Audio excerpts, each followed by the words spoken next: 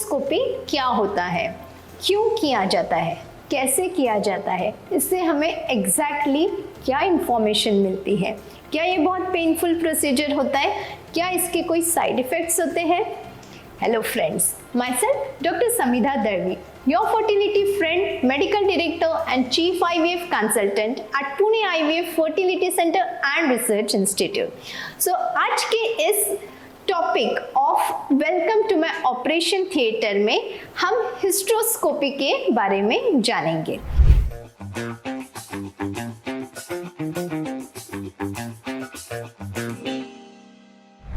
Hysteroscopy हम दो तरह की कर सकते हैं। One is office hysteroscopy and other one is hysteroscopy done under anaesthesia.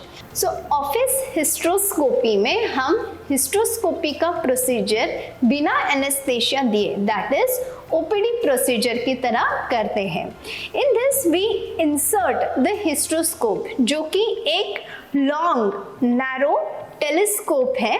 इसके फ्रंट एंड पे एक लाइट सोर्स और कैमरा होता है।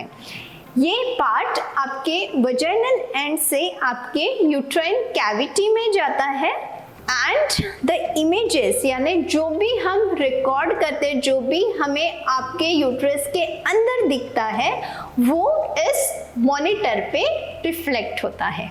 And second kind of hysteroscopy is wherein we do hysteroscopy under anesthesia।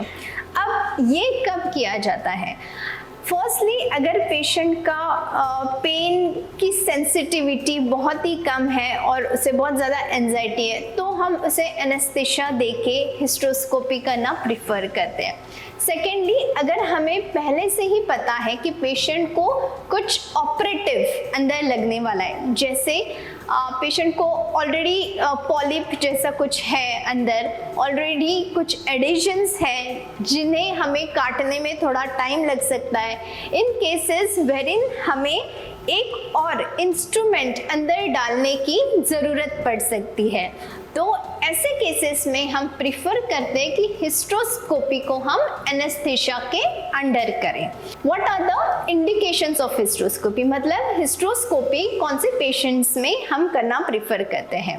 Firstly, अगर पेशेंट की endometrium बहुत thin है, हर सब कुछ करने के बाद भी वो नहीं बढ़ रहा है, तो that is the case wherein we prefer to put the telescope, this hysteroscope instrument inside the uterus and see whether there is any other problem that is not being able to pick up by the sonographic examinations।